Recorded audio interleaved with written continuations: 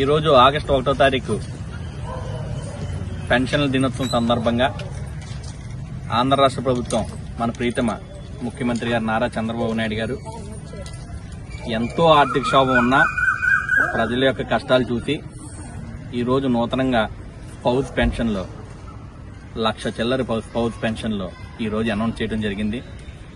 చాలా మంది భర్తలను కోల్పోయిన వాళ్ళ పెన్షన్లు జగన్మోహన్ రెడ్డి పాలనలో అన్నీ ఆగిపోయి ఉన్నాయి.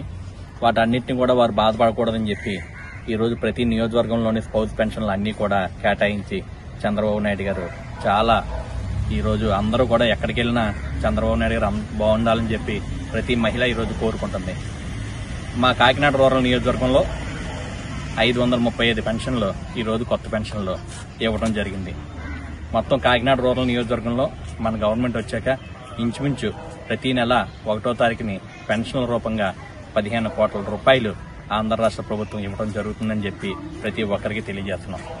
అదే రకంగా అభివృద్ధి సంక్షేమం ఎక్కడా ఆపకుండా నారా చంద్రబాబు నాయుడు గారు అందరినీ కూడా మంచి నడిపిస్తూ అందరికీ కూడా మరి ఆనందంగా ఈరోజు ప్రతి ఒక్కరూ పెన్షన్ అందుకుంటున్న అందరూ కూడా పెద్ద వయసు ఉన్న అందరూ కూడా చంద్రబాబు నాయుడు గారిని ఆశీర్వదిస్తున్నారు. మళ్లీ చంద్రబాబు నాయుడు గారే సీఎంగా రావాలి.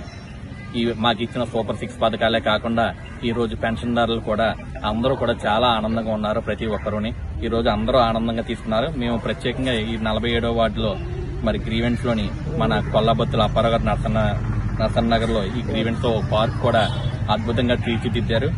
మరి రానున్న రోజుల్లో ఈ పార్క్ ఇంకా హంగులు చేసి ఇంకా ఆహ్లాదాన్ని పెంచి ప్రజలకు అందుబాటులో తీసుకురావడానికి మన 47వ వార్డు మన కొల్లాబత్తుల అప్పారావు ఎస్సీ సెల్ రాష్ట్ర డైరెక్టర్ గారు కూడా పూనుకుని ఈ 47వ వార్డు పార్క్ ని అందంగా తీర్చిదిద్దినందుకు ఆయనకు ఒకసారి ధన్యవాదాలు తెలియజేసుకుంటూ చంద్రబాబు నాయుడు గారు మరి అందరికీ కూడా మా తెలుగుదేశం పార్టీ నాయకులను అందుబాటులో ఉండి ప్రతి ఒక్కరూ పెన్షన్ కార్యక్రమంలో పాల్గొనాలని చెప్పి సూచించినందుకు ఈ రోజు కాకినాడ రూరల్ నియోజకవర్గం నుంచి ప్రతి క్లస్టర్ బూత్ ఇన్ఛార్జీలు అందరూ తెలుగుదేశం పార్టీ కార్యకర్తలందరూ కూడా వారి వారి వ్యవధుల్లో మరి పెన్షన్ కార్యక్రమాన్ని మరి అందరూ కూడా విజయకేతనం కింద ప్రతి ఇంటికి వెళ్లి అందించినందుకు సచివాలయం సిబ్బందితో కలిసి అందించినందుకు ప్రతి ఒక్కరికి కూడా ధన్యవాదాలు తెలియజేసుకుంటూ కూటమి ప్రభుత్వం రానున్న రోజుల్లో ఇంకా మంచి అభివృద్ధి కార్యక్రమాలకి ముందుకు దూసుకెళ్తారని చెప్పి ప్రతి ఒక్కరికి తెలియజేసుకుంటూ నమస్కారాలు తెలియజేస్తాను.